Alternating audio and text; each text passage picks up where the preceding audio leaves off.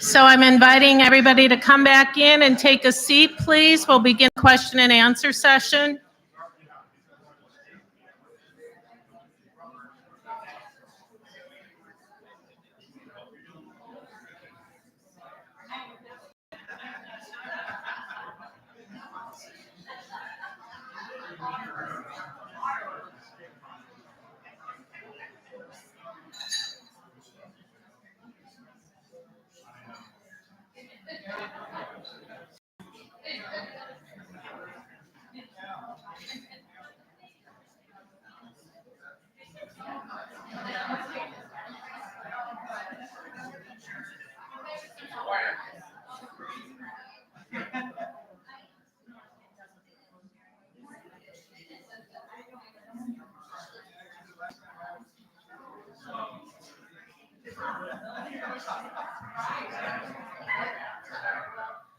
All right, well, good morning.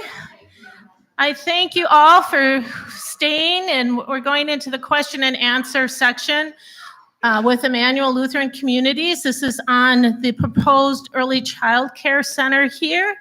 Last week, they gave a presentation. It is on YouTube, and it's a separate session as well as this one is recorded. To let you know, for the recording purposes, I have asked them to repeat the question so that everybody can hear it, especially those online, and then with the answers. So I'm going to re-invite Taryn to come up, and she's like, "Come on up, Leanne." Just Hello? yeah. And right. Amber, hold it up. Okay. Hi, here I am with a mic again. Again, I'm Taryn Waldenberg, if you weren't here last weekend, CFO for Immanuel Lutheran Communities, and Leanne is our Director of Growing Roots Early Learning Center, Dave Jolly, Director of Facilities, and Carla Wilton, our Chief Operating Officer. I guess we could just open it up for questions. Fire away.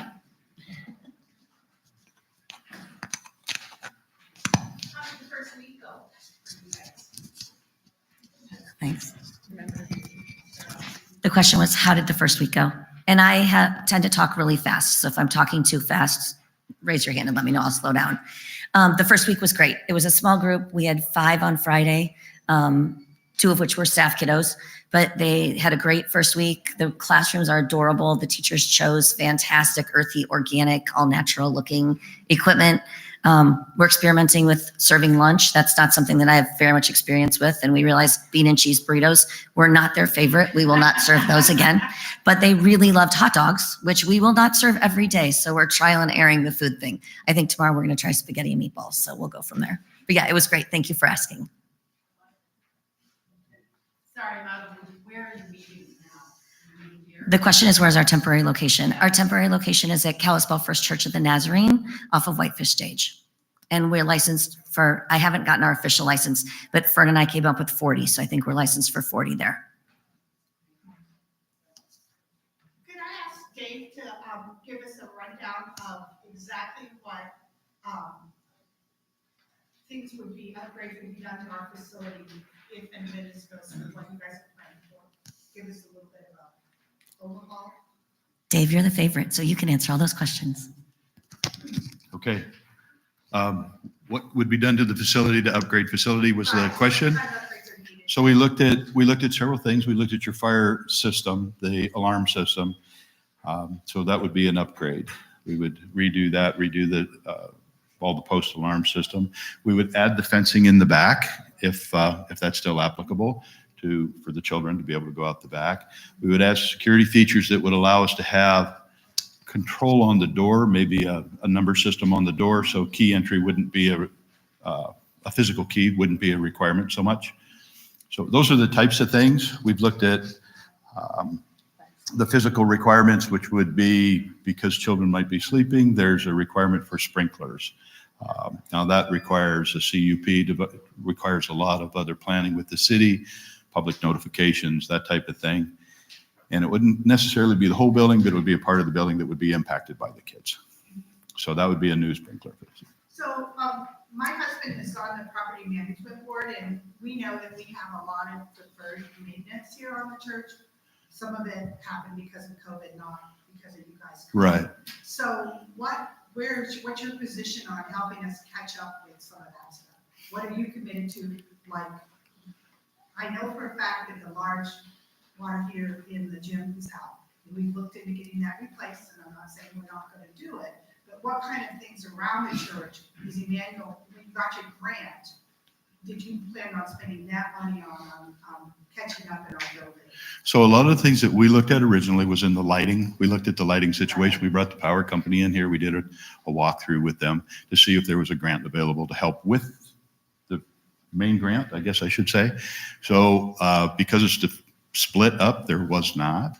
But we would be looking at changing the lighting. We also looked into furnaces, and right now you have 4 different aluminum processes that help with cleaning your air in those. We would be looking to upgrade those. It's just that we just learned through COVID that was a huge tool. We've implemented UV sterilization throughout all of our skilled care center to help with that. So we'd be looking at those types of things. So if one of our furnaces goes out, that's still gonna be Northridge's responsibility to replace that furnace? That's part of our responsibilities. That would be your responsibility, is my understanding, but we're going to help with the maintenance. No, I understand that part. I'm just talking about the issue. So that's a new- So I actually called the state last week and haven't gotten a solid answer back from them yet, but I wanted to know how much flexibility we have with the grant money, because when we applied for this grant, we didn't have a lease. They knew that. Everyone was applying to start their business. And so everything was an estimate for everyone that applied, really. So I asked how much flexibility we have. If we budgeted too much for sprinklers, can we use that money for other, requirements? And I would say a water heater is a requirement. I mean, for us to operate in that space.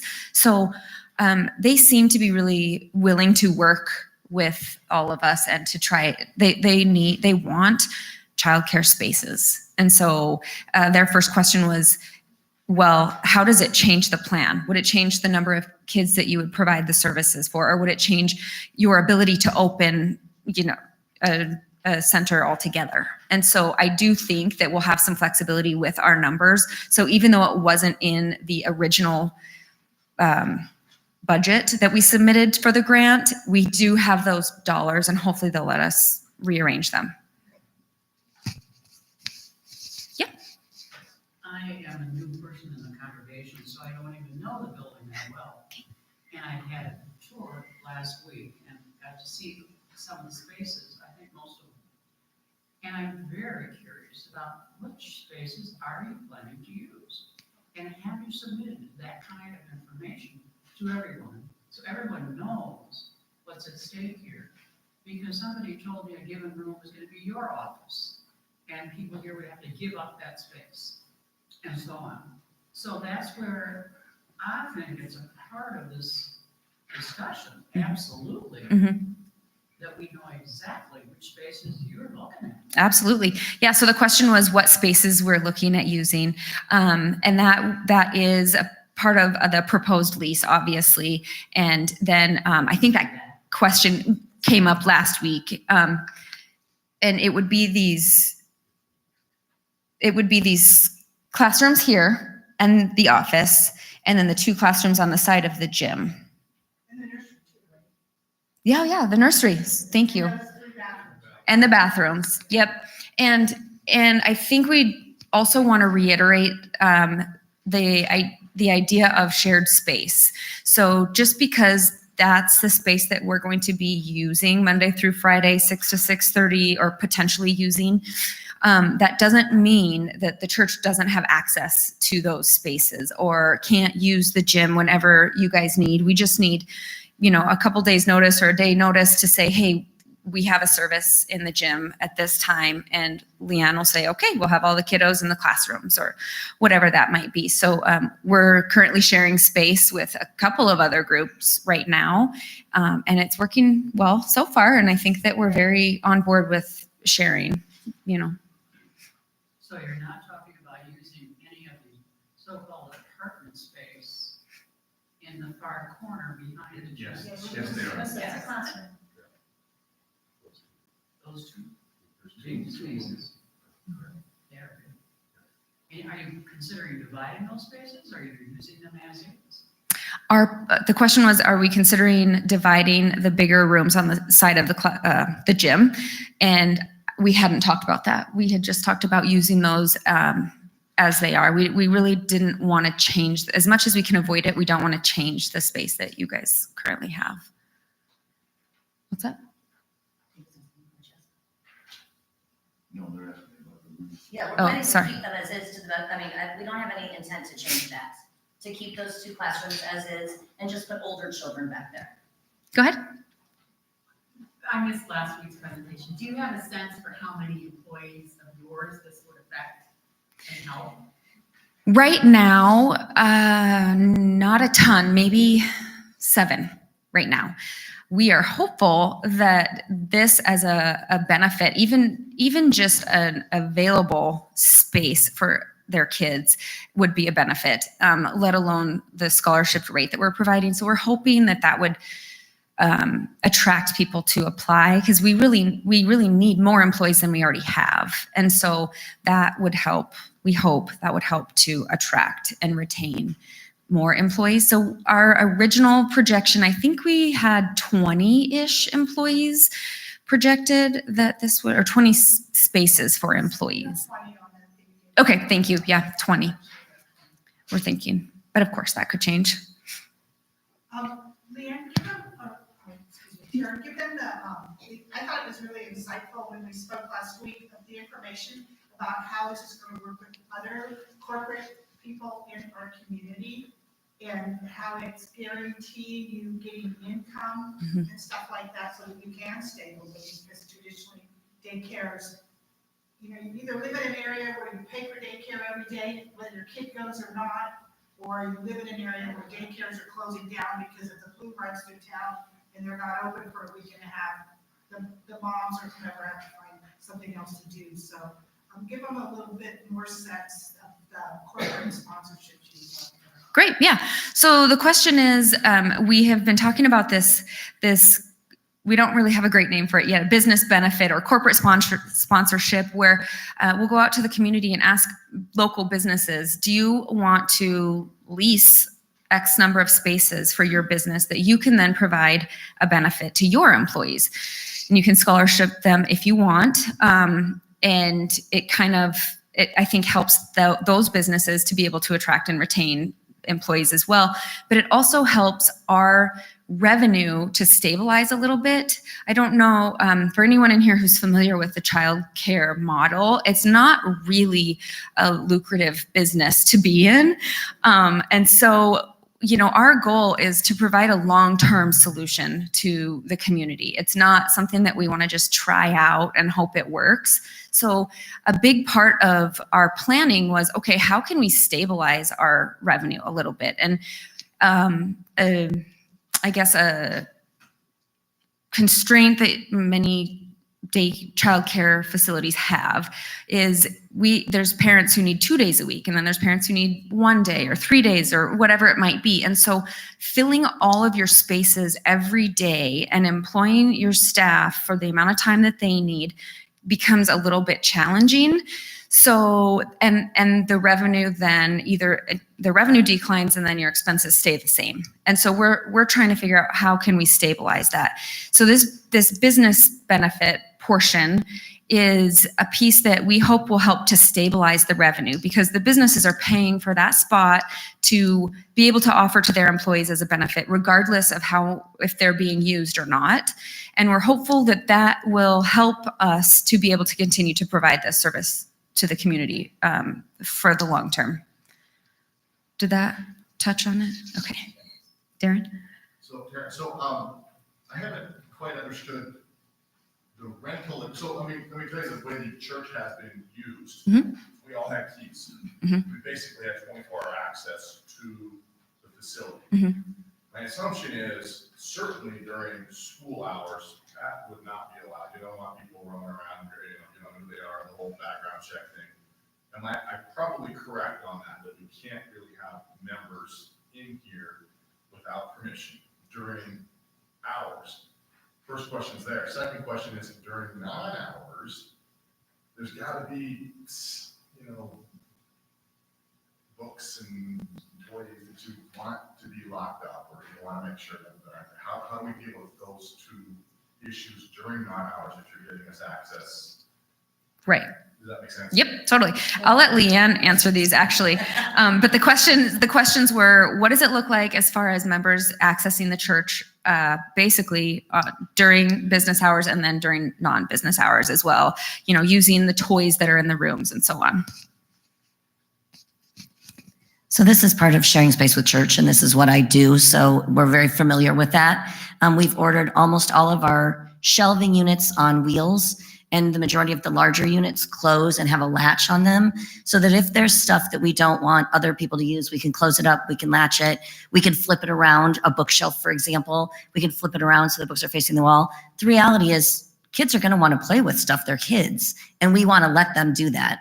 So with mutual respect, then we will take care of church, and hopefully church will take care of school, and we'll share that space respectfully, which is what we're doing now at Church of the Nazarene. It's us, it's their church, and they have a Russian congregation that uses the church. So I touch base, hey, we want to do Halloween on Monday. Halloween is not a big Church of the Nazarene holiday. So I wanted to make sure we were respectful with that.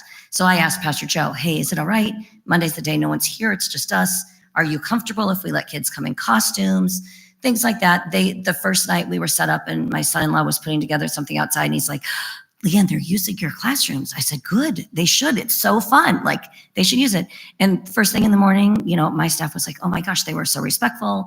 The youth pastor came down, asked me, hey, how did we do? We do the same at night. I've said to the custodian, hey, you let me know before you get frustrated with us. Let me know if we're not doing something. So I think when you just communicate like that, that stuff just works itself out. And as far as people coming and going, they can come in and access church space as much as they need. If during school hours, they're just not in preschool space. And if they are, we just need to know, because they should never be in direct contact, and they would never be unsupervised without qualified staff, even if they were in the gym or in the kitchen or whatever, which we want to have kids in the kitchen. But if we were playing in the gym and someone came in, our staff that's got direct supervision of them would be there anyway. So, yes. So I'm part of a group that comes in monthly, so that means at 6 o'clock p.m. Mhm. Are we gonna have to find a location if you folks are here till 6:30 p.m. because we do use one of those classrooms? So the question is, they have a group that comes in once a month and uses one of the classrooms at 6 o'clock. By 6 o'clock, we're going to have a handful of kids. So it's easy to consolidate and open up that room for you to continue to use. Absolutely not a problem. And I guess I'm still confused about the keypad versus using the key 24/7. You want to speak to that? Yeah, you want to? So the question is about why the keypad instead of keys. Is that kind of? No, it's if you make this change for security purposes. Yeah. And I, as most of us, if not all of us, have a key to get in, Mhm. is these code for the security pad going to be given out to every member, or am I still going to use my key? That's what I'm just curious about. Well, I don't know that we've actually talked through those details. Do you? We have a lot of options, so it can be either. The key system can still be used, and we can implement the pad on top of that, or the pad can be used separately. So it doesn't necessarily have to change anything, other than it will give the ability to have secure areas if we choose to do that, but haven't gotten terribly far with that yet. So do you want to just use the keypad on the back door, the gym door? The doors are that be most Or the used back for doors? childcare But like this door would be maybe just a key. Right. remain the same. That's been the thought, to just put the secure access in the preschool portion for parents to get in and out, and we know who's coming and going there. But I think the rest of the entrances would still be normal church keys. Do you have to put a door on the hall? The talk is to put a door in the hall or. Sorry, the question was, would we put a door in the hall to get to the access to the preschool? The talk has been, yes, either a door, mainly for noise purposes, to be all completely honest, or some kind of a little Dutch door, but also a barrier for kids. Sorry, I'm making you hold that out. I didn't even pay attention. But also so kids can't wander. I mean, they should never wander anyway, but just to make sure that we've got control over who's coming and going through that area. either a door or a Dutch door or a cute little gate or whatever we come up with as a group that you guys think would be still, meeting the physical characteristics of the rest of the facility.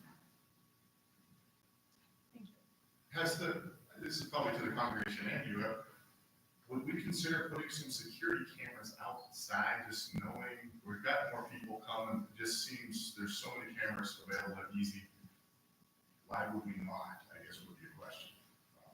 And maybe that's for the congregation and. We did look at that. We haven't presented that because we haven't talked to, we don't know what church would like to see. But cameras are definitely part of the technology that we would like to put in. And will the community still have access to the playground outside of school hours?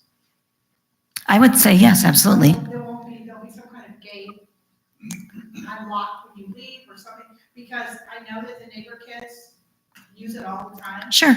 And I just wouldn't want them to lose that access. And there would be no need to lock it. From a fire standpoint, during school hours anyway, we would need to keep at least one gate unlocked, but there's really no need to lock it unless something random happened. And as far as security cameras, I would also fully support that. I have complete access on my phone to the cameras at my school in California. So when something funky happens, they call and they're like, hey, go back on the camera and find out who did what. But it is kind of nice just to be able to monitor. Just like during nice weather, like with NBA days coming up in 2 weeks, that playground's going to be used all day, every day on Thursday and Friday. And so if there was a daycare here, would those kids be turned away during the day? I think we would just need to schedule hours, so that the preschool has unlimited use. They couldn't commingle. We couldn't commingle the community with the preschool. No, just. A lot of those kids come over on bikes without parents. I mean, that's the reality of the neighborhood. Sure. And it will just be reteaching. I mean, that's everything, right? It's just kind of reteaching the community.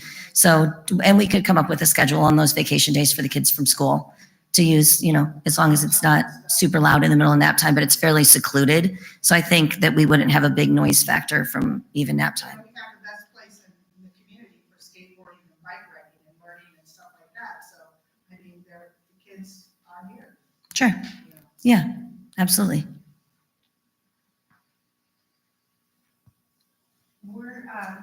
We're the Northridge congregation to approve this.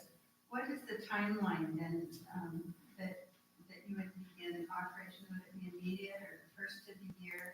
And the other question is, it's a lease with Northridge, so what's the time frame on that? Is it an annual renewal of the lease? So the questions are, what would be the time frame for us to occupy the space, and what is the term of the lease proposed? We have signed a 6-month lease with Church of the Nazarene because we wanted to, and then we can go month to month after that. We wanted to allow enough time to do whatever construction was going to be done here. So we are thinking, either later in the spring or early summer months to make the transition. And the proposed lease right now is a 5-year lease that we're proposing. A 5-year lease that we're proposing. Yes, in the back. Oh, sorry. Could you tell us what the value of your grant is, and is any of your own money planning on being invested? The corporation? All right. So our grant was, I believe, $877,000. That includes some salaries and wages for startup staff and setting the rooms up and getting supplies, a sprinkler system, the lighting that Dave was talking about, the door, the keypads. That covered everything that we thought at the time needed to be done. So, of course, if we're hearing of other things that might need to be looked at, then that might change. And we would need the space to be occupiable. Is that a word? So, and so if that means that we need to use some of Immanuel's money, I think Immanuel is committed to this early learning center, and we would figure out how to fit that in our business model. We speak to the delta between what it costs to provide and the scholarship. Won't be absorbing that delta. Yeah. From the Yeah, yes. And from an operational standpoint, Immanuel will subsidize the Early Learning Center. It's not a revenue center for us by any means. And so Immanuel will cover the operational costs that the revenues from the Early Learning Center do not cover.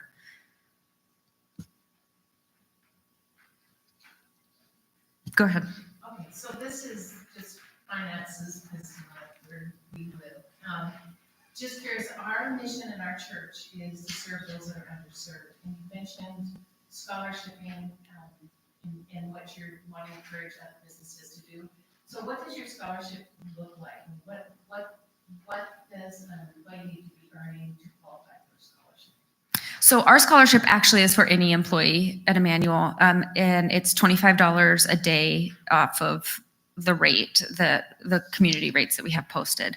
So we believe that will really help our employees significantly financially. And again, hopefully help us to recruit some people who maybe aren't working right now because they don't have either access or can't afford childcare. And the rates were just 55 to 65, depending on the age. 50 to 60. 50 to 60. 50 to 60 are our rates, right? That's mid-range, that's average. Yeah, just for those that weren't. And also, I don't know if you mentioned it last week, but the Best Beginning Scholarship that's available for. Yeah, so we'll accept the Best Beginning Scholarship through the state. Open, and that's an opportunity for. Absolutely. Yep. And Best Beginning, Diana, is on a sliding scale to the parent. It's income-based through the state. Right. So And then do they, is the copay determined by Best Beginning by the state, or is the copay automatically the difference between what they qualify for and what they charge? So Best Beginnings has a rate that they pay for childcare, and if they charge higher than that rate, then the family would pay the difference. Go ahead. Well, two things. First, in the community, I know for a fact the hospital, I'm sure Immanuel Lutheran, recruitment is a huge thing right now. Trying to get qualified people into work and retention. And the other thing is that currently there are fewer women in the workforce than there have been for more than 30 years in large part because of the child care issue. And I really think this is something that could address both of those things in a really positive way. Yeah, we agree. We really hope. I think this could change so many lives. I mean, not just the parents, but the businesses that they're going to be working for and the lives that those businesses change and support. And speaking just for Immanuel, we'll be able to accept more residents who right now we have to say no to because we don't have the staff to care for them. And so we really see this as a community benefit. I just want to reiterate that comment about hiring. Just 2 weeks ago, I was unable to hire a job applicant because she didn't have full-time daycare. And so I was not able to hire her. But then she did some more digging and figured out a way for full-time childcare. So I was able to hire her 2 weeks ago then when she came back to me. But that's the first time I've been fully staffed since 2019 when just before COVID started. So it's huge. So just another example, Flathead County, Logan Health, we're all in that same boat. Yep. Yep, absolutely. And I think also it's going to change the feel of early childhood education in the valley as well. These teachers, I teach at FBCC, and these girls come into my class and thanks. They're making, $9 to $11 an hour and trying to raise their family, talk about poverty level, and they're educating and caring for our youngest members, our up and coming generations. So for these women to come and work for us at a livable wage and being offered benefits and the ability to accrue PTO and a retirement fund for a preschool teacher, really? I mean, it's just unheard of. So I do think it's really going to kind of up the ante in the industry as well for our industry of early childhood to hopefully get more people into formal classroom education for the industry and really knowing what quality programming looks like in the Valley. Because I know there are some quality programs out there, but largely It's a lot of non-licensed babysitting services, which is why I think the Valley calls it daycare. And I'm on a personal mission to change the way that we look at that. So I think we have to keep in mind though that our community, for the most part, thrives on the service industry. And Sure. I am personally concerned about the people who, because the way that industry works, they don't work full-time, they don't get benefits. Yeah, maybe they're making $16 or $17 an hour, but I'm just really worried about their children, and especially like we talked before, single moms and super low income families, having a space. And a lot of times, I know this is like way outside your bubble, but those people don't just work Monday through Friday, 6 to 6. So, this is a much bigger, we're just hitting the tip of the iceberg on this whole issue Yeah, of providing. maybe our congregation could develop a scholarship or something. Right, exactly. Maybe we could drive it. and we'll hold their hand through the Best Beginning Scholarship process. I was that single mom. We talked about this. And I have spent my career paying forward what was paid forward to me. And that's a real personal mission on my part.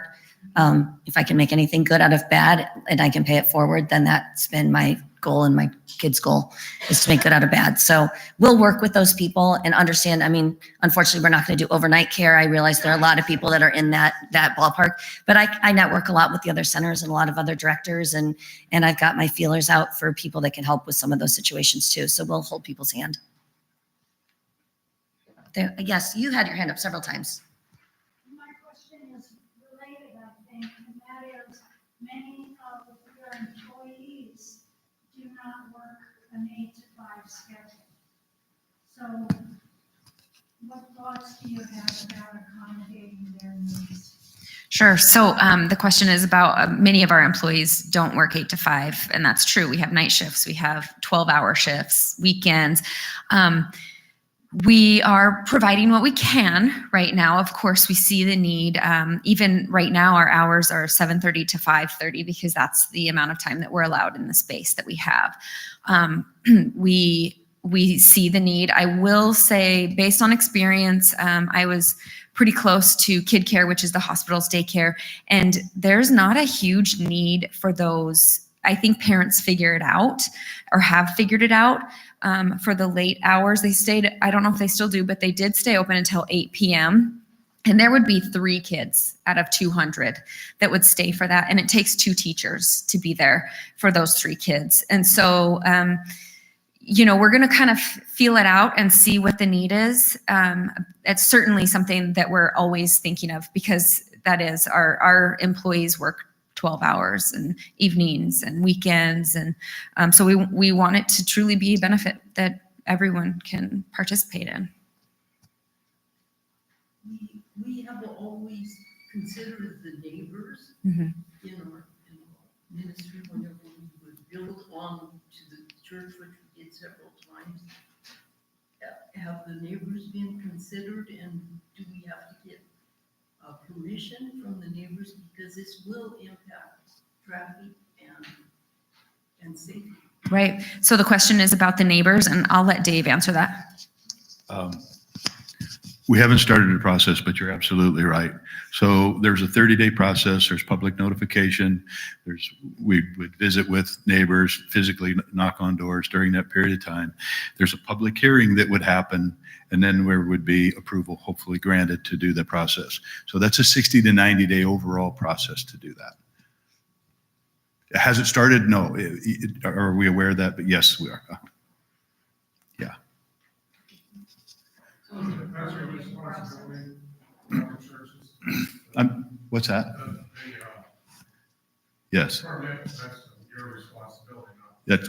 that's correct. And can I just add that that's a process that we've gone through many times, because, we, up on the hill where we are, we've had, that's a process that as an organization, we're really familiar with. We reside in a fairly residential neighborhood to the south of us. And so every time we've had a project up on the hill, we've gone through that project and invited neighbors in and done presentations, and because we really want to hear from them and make sure that obviously any new project is going to impact a neighborhood, but to really, for them to understand the why, and for us to do anything we can do to help to contribute back and make it better for everybody. So. Go ahead. I've been listening to council for over a year, and a lot of focus has been on the building. But when I think about this whole project, I want all of us to think about what's most important in our mind. And being a former educator, it's simple to me. We have to think of the kids first. And I've so appreciated the kind of statements you've made, your philosophies of how to deal and care for these very precious children. We've been focused on the building, but I like your focus on the children. Thank you. That is definitely our number one focus, as all of us are parents, and we see the value, obviously, in a good place for the little kiddos in the community. With the meals that you provide, how much time, which kitchen would you be using, and how much time do you see what's the need there? So we would use the kitchen that's right off of the gym area. I've been doing meals for the last week, and it's taking me, 15 minutes in the morning to cut up some fruit and pull together a morning snack. Then I clean up all my mess.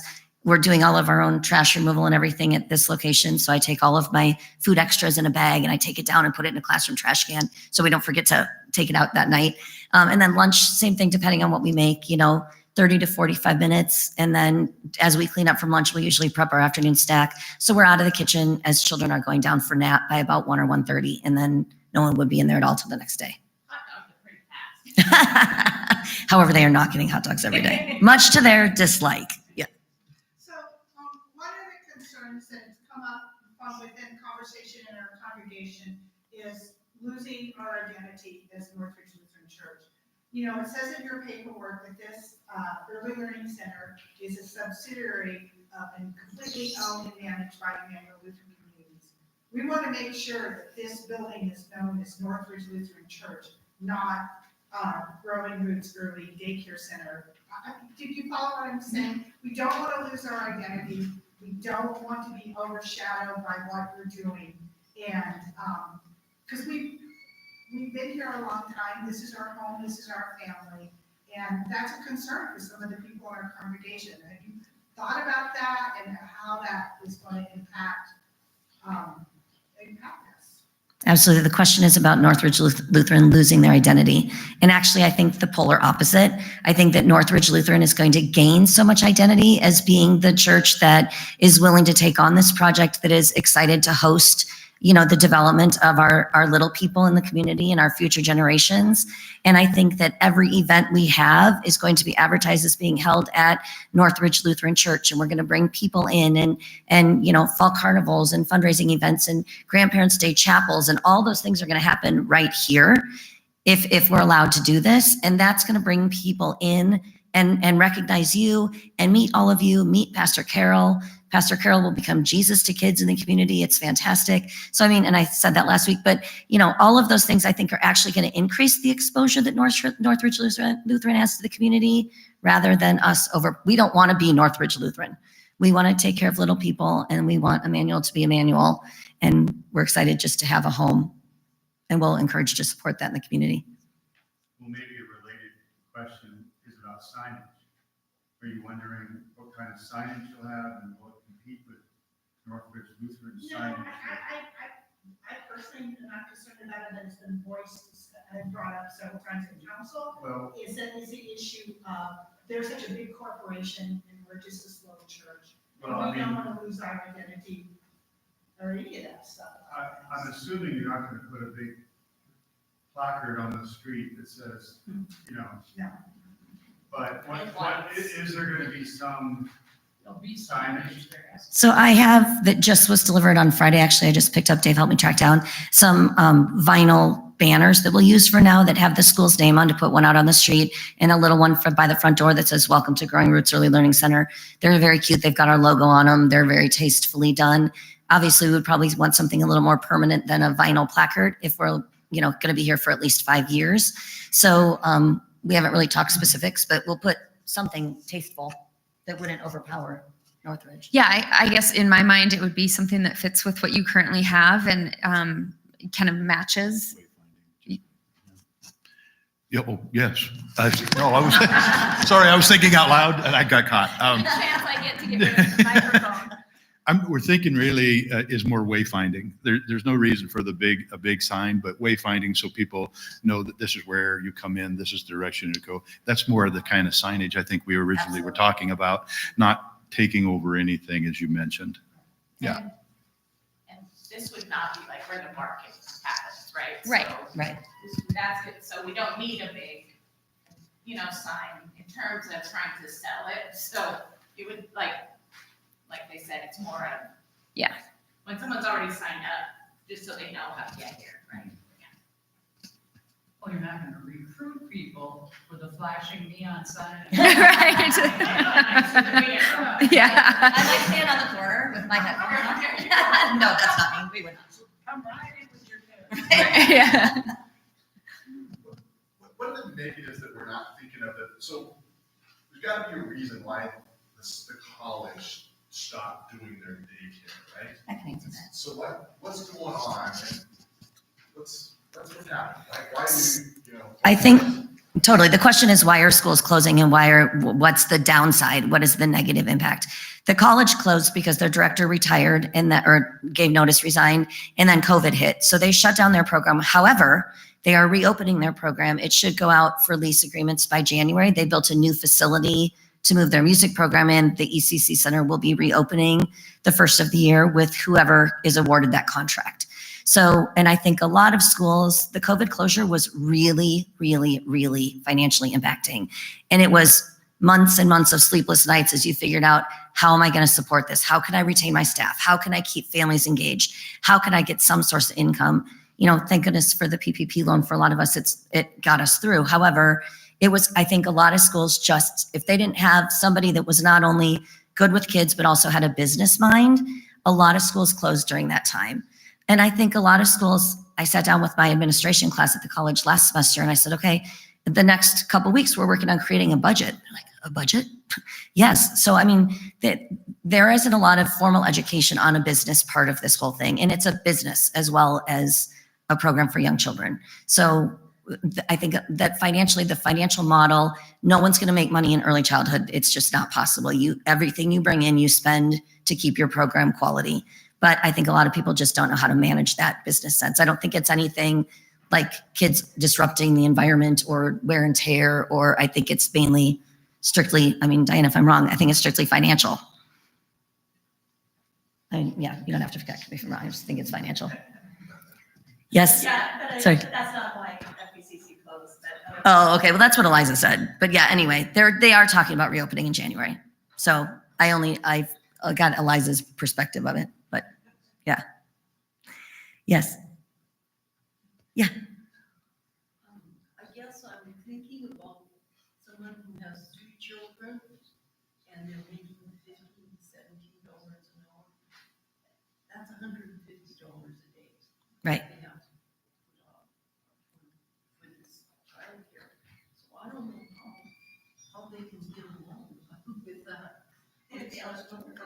Right. That was going to be my answer as well. So the question was, what if someone has multiple children and making, minimum wage? How do they support childcare? And that's a reality. I mean, that's the reality of life. But Best Beginning scholarships would help substantially there. And then, depending on who they're working for and what we can do, we've had a lot of conversation as to, what can we do to help these people? And that will be one of our main goals, is to help as many people as we possibly can. So are the scholarships just for Immanuel employees, or where is the scholarship coming from? The Best Beginning Scholarship Money is a state-funded program. So parents can go into the Nurturing Center and fill out an application, and based on their income, based on their family size, based on whether or not they're enrolled in school and pursuing their education, then Best Beginnings picks up, and their contribution is significant. They pay $40 a day for preschool-age children and $45 a day for infants and toddlers. So that's a huge chunk that the state would absorb as state-funded scholarship money available. So the state does that. And what is the minimum, the maximum that you can get a scholarship? I mean, that you're earning. It's a sliding scale, and it's based on their financial need and their family size. So they're going to look at how many kids do you have, how much money are you making, how much are you working, and then it's a matriculation thing that the state does. So we don't have anything to do with that. The state has everything to do with Best Beginnings, but a lot of people have Best Beginning scholarships. So is it, I don't want to keep questioning, but I just was wondering, is it the minimum poverty wage that they can earn? I think that it's sliding. I asked the same question and no one was really exactly sure. It's a very low income for sure, but I do know that a lot of people that, are going to school full time and doing other things to help themselves are qualifying for that scholarship. So I can't specifically answer that because it's not anything that I do. I just submit the paperwork and get the payments back. And would it be safe to say that anybody who's going to qualify for SNAP or CHIPS or some of those other programs, those grants that are running low income money, or we're going to be in that same basket, or they're going to qualify for that beginning scholarship. So if you're thinking of somebody that's making $17 or $18 an hour that has 3 kids, they're qualifying probably for housing subsidy, they're qualifying for food subsidy and insurance subsidy. So they're most likely to still be in that group of people that qualify for Best Beginnings. I know it's crazy. Yes. So this is kind of a question for somebody who lives at the terraces, and she is not here today. She belongs to the church. Her concern is with maintenance. Dave, you addressed that last week, that you're working on a new program and that, but she's like, we're kind of, when you end up to be 12 on the list of what needs to be done, are you going to be hiring more staff to cover that when you have this facility that you're going to need to take care of with snow removal, landscaping, blah, blah, blah. So just, that was her concern. We did budget in time for someone Yeah, yes to many of those. So let me start where I think I heard. So the question was, is maintenance and good stewardship really to the facility, right? So we do have staffing covered. We're looking at snow removal, an additional truck that would be doing that. We did implement an electronic maintenance system, not new, newer to us. It's newer to us, but and we're continually getting better at that. As if Leanne puts in a work order to have something repaired and it's a very high nature, needs to be done quickly, there's a time frame that has to happen within. If it's something that's more routine, change a light bulb, it's not as hot of a project, so it goes into a lower ranking to be completed. But everything should happen within a short period of time, just days, not weeks, to have everything done. Am I answering the question? Is that? I believe, I'm sure she is listening. And so I am assuming that this is somewhat answering her concern. Okay. Is her concern, is her concern that she lives at the terrace, that the child care is gonna get maintenance before the terrace does? Is that what you're No, saying? it's just that because with the new system, you're put on a list. You call or you go on the system and you say, I need this done. Well, there may be 15 people from here and the terraces who are all on there, and just that there's enough people to cover that. Yes. Northridge isn't being shortchanged and the terraces aren't. You Well, know and so that? hopefully that she would feel better. My husband is a really good honeydewer. And so, we needed smoke detectors at the facility we're at now. So we brought the ladder and the drill, and Scott climbed up the ladder and installed all the smoke detectors for me. And my son-in-law's put together a playground structure. So we do not anticipate having to call Immanuel for a lot of maintenance things. Single mom for a lot of years, I can do pretty much anything myself too. Absolutely not. Nope. A clogged toilet, I do know how to use the plunger, and then we call for a plumber. I mean, so the idea is not to take away anything that Immanuel has, because we will try and be as independent and self-sufficient as we possibly can, but it's very reassuring to know we've got backup plans. Are you having as much trouble finding maintenance people as all the warning signs are all over town, or do you have that in place already? Yeah, the difficulty that we're having right now is MEPs, mechanical, electrical, and plumbing technicians. So a little on and off with housekeeping, trying to find housekeeping has been a struggle going forward. We're close. I want to say, within 2 of being full staffed in the facilities group, and I think within 3 or 4 of being fully staffed in the housekeeping group. But yes, it's been a struggle, to your point. Yeah.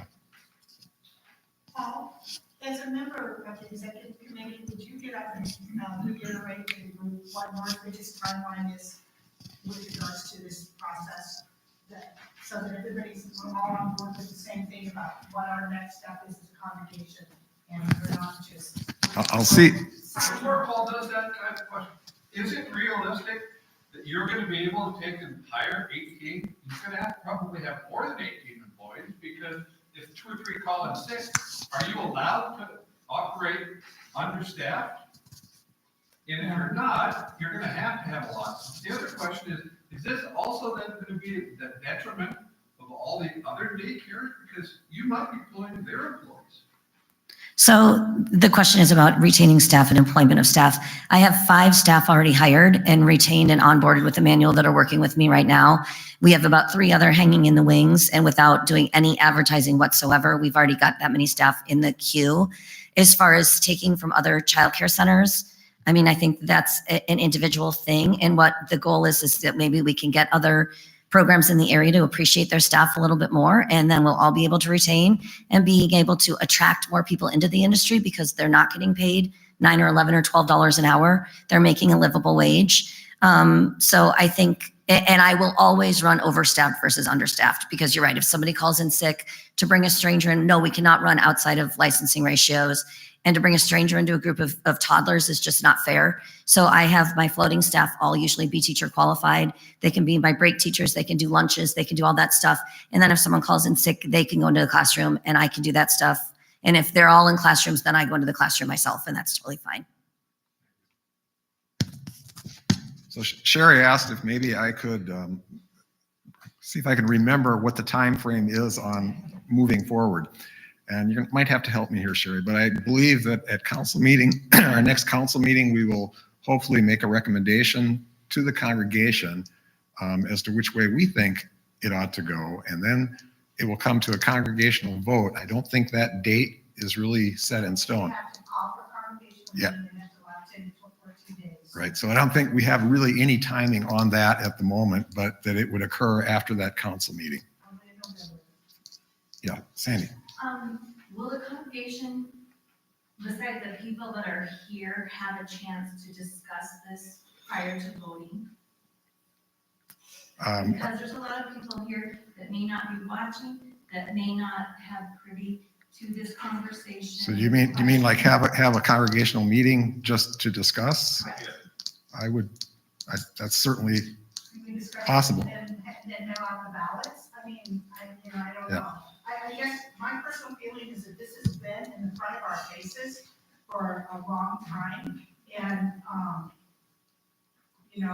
come to the congregational meeting, ask your questions, voice your concerns, and then we hand out ballots. But I don't know, you guys, this is a democracy, we'll figure out what everybody wants. But I haven't had anybody come to me as an executive member or a council member that says, we think you should have a meeting. I mean, this is the first I've heard that we should have a discussion meeting as opposed to a make the presentation and vote. This is a little bit, I mean, you guys report down, but I don't know. I mean, I know there are concerns. I appreciate your concerns, but But last week, with respect to the information that we were given, this week with our Q&A is our time to become fully informed. correct. Now that we are fully informed, we need to be able to get a recommendation from the board and have a vote. Thank you. And would it be helpful to the board to, I mean, would it be a good idea to just have the people in this room who support this project or don't support it? I mean, Straw vote. so that information goes to the board, and they know how much support there is in the congregation for this project. So it sounds like a question was asked if maybe we shouldn't try and have a consensus from the people here today. That would be difficult because so many people are online. That would kind of be my feeling too. Craig? Yeah, I just wanted to say, I haven't been on the board for 6 months now as the congregational president, but for about an 18-month period, one of the things that our executive board did and the board is have a draft lease looked at by main communities, our leadership team. A lot of the issues that people may have specific concerns about are in that draft lease agreement. So there's been a lot of dialogue that has taken place, and I'm not privy to it again for over 6 months, but a lot of details have been spelled out, looked at by the educational board, the property board, and I've certainly got some concerns like who's going to be our point person to do liaison between main Lutheran community and Northridge, because we want Pastor Carroll involved in running the daycare. So there's some administrative things. I know the board's had lots of dialogue on that hasn't included me in the recent past, but how we govern the operation in concert with the main community is something that the board and the congregation fully understand before we say, hey, we've got a rock solid governance plan, and Sandy Solomon is going to be our liaison person. No, we have spell that kind of stuff out and have full understanding of how's this going to be administered and what's the oversight going to be, so that these are your concerns. So there's been a lot of dialogue that's taken place. There has been. Yeah, go ahead, Kim. Just, and one of the things that we've discussed too is, we do need to make sure that we are comfortable as a board with police and that everything's been addressed. And then we've also discussed whether it's going to be a simple majority or super majority as far as approving it. So it isn't 51 to 49%. Is it going to be the 2/3, 1/3 type of thing? So very much the board has had a lot of discussion. Yeah, and for those of you who don't know, we had suggested that in a vote, we would need 2/3 to pass it. So we didn't feel like a 49-51 was a good vote. And Paul, I like Peg to say too, I think now is the time, Sandy. I know that where your feelings are and where you're coming from, but I think now is the time for you to voice what your concerns are, so that the people who are here in this room or who are listening online hear it. I mean, I've had private conversations with people who are not in favor of this. They don't think it's healthy for Northridge, and I've listened to them, but it's not fair for them to ask me to spread their opinion. You guys, if you guys, and I respect your position, I wholly respect your position. You see something I don't know, please say it. Now is the time. I really feel like now is the time to say that. We're your audience. Please say it. I thank you. I think that from being the parish education board, we're just seeing what changes will be happening in that respect for what we've the space that we've occupied, we're trying to build our Sunday school program up and not having the certainty about the location of the office and using other space that is already at minimum, being able to use for the office part, and maybe just more the unknowns of accessibility and for the continuation of trying to grow and using the area that we've been so used to having and what that might look like. It's a little hard to take and compartmentalize things when you are trying to expand them. Sure. And I think that's something that, we talked about shared space and the fear of the unknown. I have 2 boys graduating from high school this year, and the fear of the unknown is running rampant in my life right now. So I fully respect that. And I think that office space is not, to me, that's not a really big deal. We will figure that part of it out. As far as the classroom space, we would only occupy that during the week. And during the weekends, the church can have whatever they would like to have, and that would be shared space. And with our full understanding and support, that that's the understanding going into it. And it's just that communication aspect that we just don't know about. Sure, and I would hope, in response to what you had said, I would hope that I would kind of be the liaison between all the different entities. I'll be here every day. That's my job. That's what I'm here for, obviously, to make sure that we run quality program and maintain daily operations. However, the other big part of my job is communication. So, I'm a text message away at all times. And so making sure that I can facilitate that and I'm checking in and Pastor Carol's checking in and the board is checking in and I'm used to church councils and shared space and all of those different things. So I would be happy to take on the responsibility of making sure that we work together as a team with that.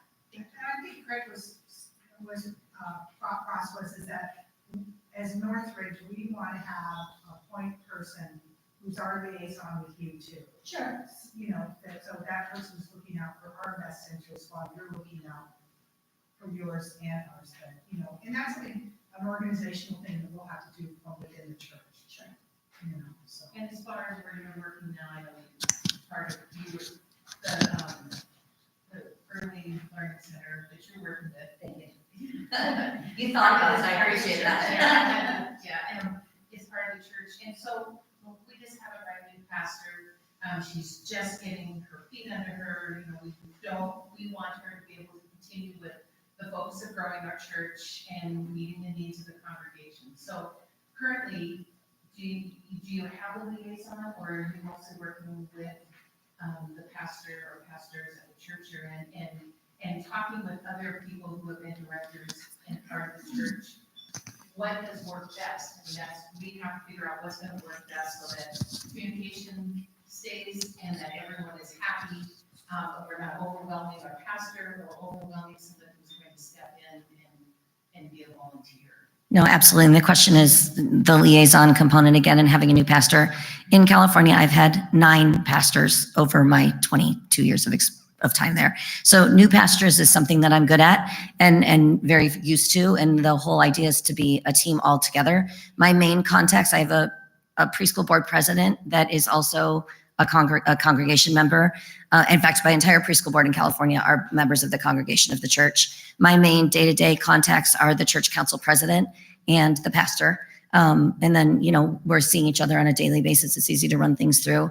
I think that you'll actually be surprised that there's not really that much other than calendars and sharing space. There's not really, if Pastor Carol would like to do chapel, that'd be great. Pastor Craig down the road at Calvary Lutheran would love to fill in the gaps. If you're busy, he's offered his time to come in and work with kids. So I think that there's not really, once we settle in, you'll see that there's not really that much. I'm pretty easy to work with, and I've cherry-picked a staff that's also pretty easy to work with. And my main contact at the Church of the Nazarene is their youth pastor, Aaron, and Joe also. He's a little quiet and shy though, but yeah, Aaron is my main point of contact there. Yeah. Yes. Yep. No, go for it. Yeah, and then Pastor Carol's got something. I don't speak early, but I think that there's a decision point coming up for us that we don't get to test drive this. We got a 5-year reach. You're going to put $800,000 in. Totally. That's uncomfortable. I think Sure. for all of us to kind of go, what's the unknown? What is it? 1 year down the road, are we say this is a great decision. So I think we're all grappling with that idea, right? Sure, absolutely. And you're welcome to, I've got 20 years of Lutheran Church in California. You can pull up my website there. It's La Christianita Preschool, no H in Christianita, as weird as that seems, C-R-I-S-T. I've got a Facebook page. But if you want, just for peace of mind, I could give a list of references of pastors I've worked with. Whatever you guys would like, because I fully understand that. But we have all the confidence in the world that we will be nothing but a benefit to the church. There's something else you all need to be aware of. First of all, Pastor Steve Olson, retired member of this church, has worked church that he had in Minneapolis. He just told me he's going to be sending me a little letter. I'll see how many pages it is, but explain what his experience was with the preschool or daycare at the church that he was serving. The other thing is I have worked at 2 different churches in the Twin Cities. One was a preschool, a definite preschool, was housed by the church, and it was part of the church's mission. The other one, I realized the other day, is this exact same scenario, except they're at the 20-year point of this. My job in both instances was I was the liaison. It took up an hour of my time every week. That included the chapel. And I'm also strong enough for somebody else who asked me to do something, and I said, not at this time. I know where my call is first. It is to Northridge, and that is where I'm called to be and help us grow and learn. And if we do go forward with the proposed daycare, my focus is still on you. This is just part of my outside of the community work that all pastors are called to do, to be present in the world and in the community that they live in. So just to let you know, I have some experience in this.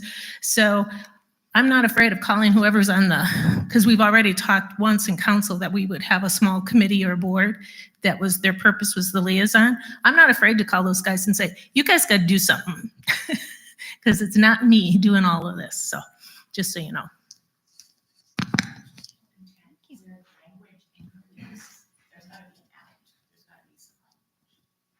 Boy, It's really not working well. yeah, I don't know. Do you know? We want to be somewhere that, After 5 years, we reevaluate. Yeah. but in that 5 years, if There's probably somewhere some there kind goes of- south, there's gotta be something. There is some wording, and until we vote that yes, we're going forward, we still have to totally refine that lease, but that's going to depend too on what we decide to do. Kind of hard to come to those.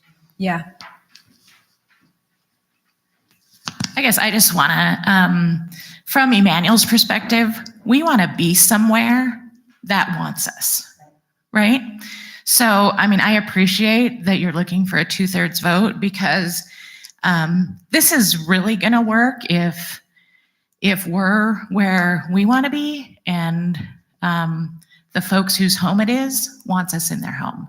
And we really view the Nazarene Church right now that's the Nazarene Church, and they're allowing us to minister to kids there.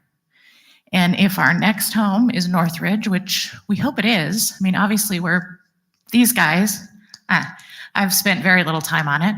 These guys have spent a lot of time in the plan and organization and thinking about where would be a great place for us to minister to kids. And we would love to be here, but only if you want us here. So we're not trying to convince you of something that you don't want. We want to be welcomed. And so we can look at our contract. And I would say, and I might be stepping out of my lane here, but if we get a year or 2 down the road and it's not working, we won't be here. Honestly, this means a lot to us. And we have heard so many stories of our team members who have had to reduce their hours or stay at home because they can't afford childcare. And we feel an obligation to our team members to try to figure this out. mean, if we could figure out how to build affordable housing, we'd be doing that too. We just can't make that pencil right now. Because of this grant, this is something that we can provide to our employees. And we will find a home, and we really, really, really hope it's here. But we want it to be a mutual agreement. Well, and any good contract between Immanuel and Northridge will have been reviewed by an attorney, a contract attorney, because there needs to be language in the contract for both sides to have an opt-out, right? And that contract needs to be well written and just reviewed by a contract attorney that says, yep, it's good for this side, and yes, it's good for this side, so that everybody has the same opportunities in a year or two if something isn't working out. Correct. Yep. And it actually has been reviewed by both attorneys, again, as it is today. So we'll make whatever changes need be. But that's funny that you said that, because that's literally exactly what I was going to say is the contract might say 5 years, but if it's very clearly not working, we're not going to force ourselves on you guys. We'll figure something out. And this is just a comment to my fellow members here at Northridge. I think it's really important for us in the next couple of weeks to discern how, if we believe this early learning center is an extension of our mission. We are all about our mission in our community and in the world beyond us. And we have been very generous to our community and out of our area over the last few years. And for me personally, and with my experience with this is an opportunity for us to make a difference. And I personally, this is an opportunity to make a difference in the lives of women. I mean, I care about the kids, don't get me wrong. I have 17 grandchildren. But this is an opportunity for us to make a difference in the lives of women, especially single women and low-income women. So I would ask you to pray about that and discern what God is calling us to do.